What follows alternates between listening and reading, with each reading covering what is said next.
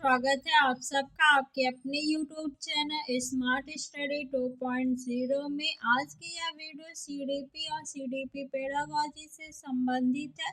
इस वीडियो में हम संज्ञान, संवेग, अपसारी चिंतन, अभिसारी चिंतन, अभिप्रेरणा, सृजनात्मक चिंतन, समस्या समाधान से संबंधित मोस्ट इम्पोर्टेंट क्वेश्चन को देखेंगे। यहाँ से कम 5 से 7 नंबर आपके पेपर फर्स्ट और सेकंड दोनों में आएंगे, तो आप लोग वीडियो को ध्यान से देखिएगा। ये पार्ट 2 है। इससे पहले मैंने पार्ट 1 करा दिया है। अगर आपने पार्ट 1 नहीं देखा है तो प्लेलिस्ट में जाके देख लीजिए। तो चलिए फ्रेंड्स, वीडियो को स्टार्ट करते हैं। विद्यार्थियों को किस प्रकार के लक्ष्य निर्धारित करने के लिए प्रेरित किया जाना चाहिए? महारत उन्मुखी, प्रदर्शन उन्मुखी, असफलता स्वीकृत, सफलता परिहार।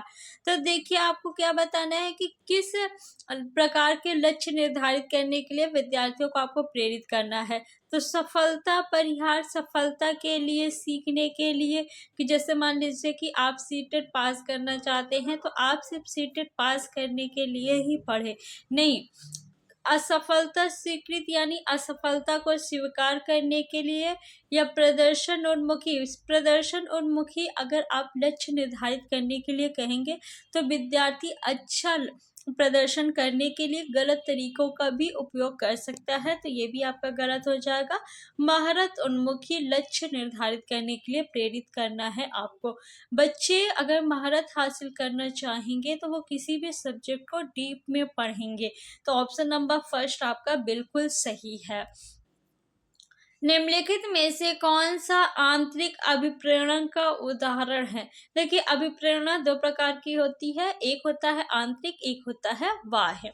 आंतरिक रूप से बच्चे जब अभिप्रेरित होते हैं तो वो सीखने के लिए सीखते हैं, और जब बाह्य रूप से अभिप्रेरित होते हैं तो वो पुरस्कार पाने के लिए, या फिर अच्छा प्रदर्शन करने के लिए, समाज में सम्मान पाने के लिए, या दंड से बचने के लिए सीखते हैं। तो किस ऑप्शन में बच्चे आंतरिक रूप से अभिप्रेरित है? देखिए, ज्ञान प्राप्त करने के लिए चर्चा में भाग लेना, नगद इनाम जीतने के लिए चर्चा में भाग लेना, सहपाठियों को प्रभावित करने के लिए चर्चा में भाग लेना, दंड से बचने के लिए चर्चा में भाग लेना। दंड से बचने के लिए यानी बाह्य रूप से अभिप्रेरित है। सहपाठियों को प्रभावित करने के लिए ये भी बाह्य रूप से अभिप्रेरित है। नगद इनाम जीतने के लिए चर्चा में भाग ले रहे हैं तो ये भी बाह्य रूप से अभिप्रेरित है। ज्ञान प्राप्त करने के लिए चर्चा में भाग लेना तो ये आंतरिक रूप से अभिप्रेरित है। ऑप्शन नंबर फर्स्ट आपका बिल्कुल सही है। निम्नलिखित में से कौन सा संवेग विद्यार्थियों को अधिगम के लिए अभिप्रेरित कर सकता है? बोरियत, उच्च डर, उम्मीद, गुस्सा।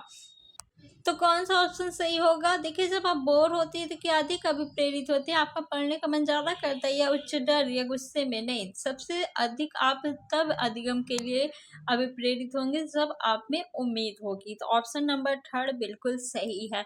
नेक्स्ट क्वेश्चन है, संवेगों और संज्ञान के संबंध में निम्न में से कौन सा कथन सही है? उच्च स्तरीय तनाव अधिगम में बाधक है, तो ये बिल्कुल सही है आपका। रुचि अधिगम में बाधक है, तो देखिए, रुचि जो है ये अधिगम में बाधक नहीं, सहायक है। रुचि क्या है? अधिगम में सहायक है, ना कि बाधक। तो ये तो गलत हो गया। उच्च स्तरीय तनाव जो है वो अधिगम में सहायक नहीं, बाधक है। क्या है? बाधक है, तो ये भी आपका गलत हो गया। अरुचि अधिगम में सहायक है, अरुचि जो है अधिगम में सहायक नहीं, बाधक है, तो ये भी गलत हो गया। ऑप्शन नंबर फर्स्ट आपका बिल्कुल सही है। निम्नलिखित में से कौन सा कारक अधिगम हेतु आंतरिक अभिप्रेरणा को संचालित करता है? पुरस्कार, दंड, रुचि, प्रशंसा।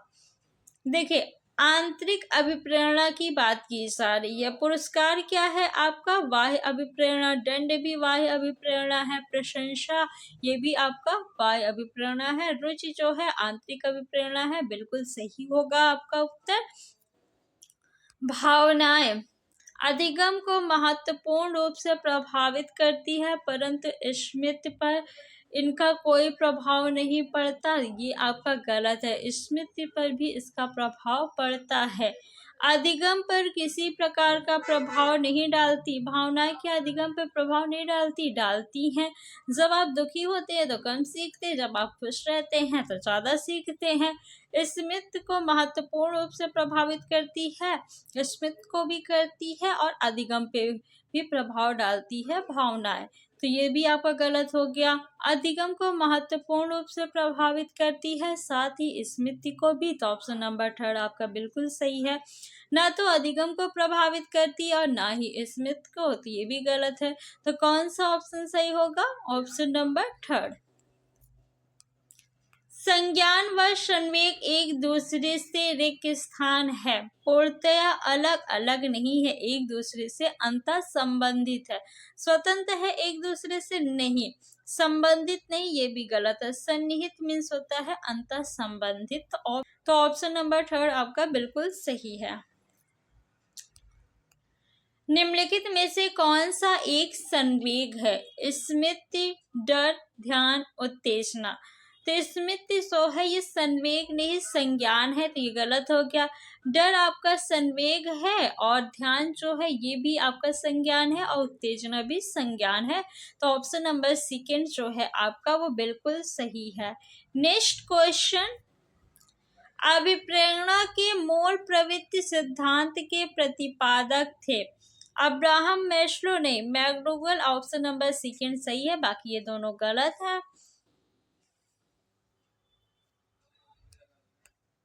एक विद्यार्थी मेडिकल में दाखिला लेने के लिए कठिन परिश्रम करता है ताकि वह उत्तीर्ण हो सके। यह विद्यार्थी रिक्तस्थान रूप से अभिप्रेरित है। देखिए, मेडिकल में दाखिला चाहता है इसलिए वो कठिन परिश्रम कर रहा है, यानी आंतरिक रूप से वो अभिप्रेरित है, व्यक्तित्व नहीं, अनुभाविक नहीं, आंतरिक। ऑप्शन नंबर 3 आपका बिल्कुल सही है। पुरस्कार एवं दंड। पुरस्कार एवं दंड क्या है? बाह्य अभिप्रेरणा है। क्या है? बाह्य अभिप्रेरणा है। तो सकारात्मक प्रेरक नहीं, कृत्रिम प्रेरक। कृत्रिम आपका सही हो जाएगा। ऑप्शन नंबर 2 सही है, बाकी दोनों गलत है, 3rd और 4th।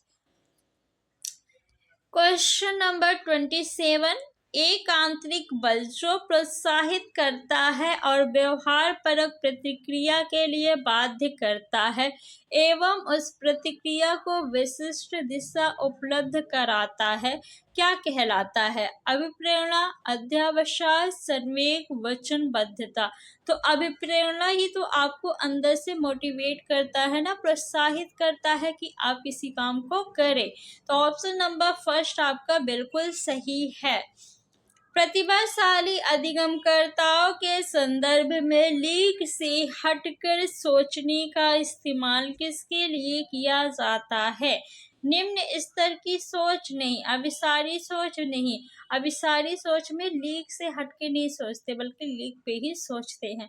अनम्य सोच यानी कठोर, ये भी गलत है। अब सारी सोच बिल्कुल सही है। इसमें विद्यार्थी एक प्रॉब्लम के कई सारे सॉल्यूशंस बताते हैं, कई सारे आइडिया बताते हैं। शिक्षक बच्चों को आंतरिक रूप से अभिप्रेरित शिक्षार्थी बनने के लिए प्रोत्साहित कर सकते हैं। पुरस्कार देकर, सजा देकर, निष्क्रिय अनुकरण को प्रोत्साहित करके, सीखने की खुशी पैदा करके। पुरस्कार देंगे तो वो आंतरिक रूप से नहीं, बाह्य रूप से अभिप्रेरित होंगे। सजा भी क्या होगा? बाह्य रूप से अभिप्रेरित। निष्क्रिय अनुकरण को प्रोत्साहित करके। निष्क्रिय अनुकरण क्या है? आपका निगेटिव टैग वर्ड है ना, तो ये भी क्या हो गया? गलत हो गया है। तो कौन सा ऑप्शन सही होगा? ऑप्शन नंबर 4 आपका सही है। सीखने की खुशी पैदा करके, इससे विद्यार्थी जो है आंतरिक रूप से अभिप्रेरित होंगे। नेहा को हमेशा कक्षा में प्रथम आना होता है, चाहे इसके लिए उसे बेईमानी करके नकल क्यों न करनी पड़े। नेहा किस प्रकार के लक्ष्य तय कर रही है? देखिए, वो फर्स्ट आने के लिए नकल करने के लिए भी तैयार है, यानी ये प्रदर्शन उन्मुखी लक्ष्य है। ऑप्शन नंबर 2 सही है। महारत उन्मुखी लक्ष्य में बच्चा जो है सीखना चाहता है, किसी भी चीज में महारत हासिल करना चाहता है। ऑप्शन 1 आपका जो है ये नहीं होगा। थर्ड और फोर्थ भी गलत है। तो फ्रेंड्स, ऐसी ही और वीडियो देखने के लिए आप लोग चैनल को सब्सक्राइब कर लीजिए। वीडियो को ज़्यादा से ज़्यादा आप लोग अपने फ्रेंड्स में शेयर किया करिए। Thanks for watching.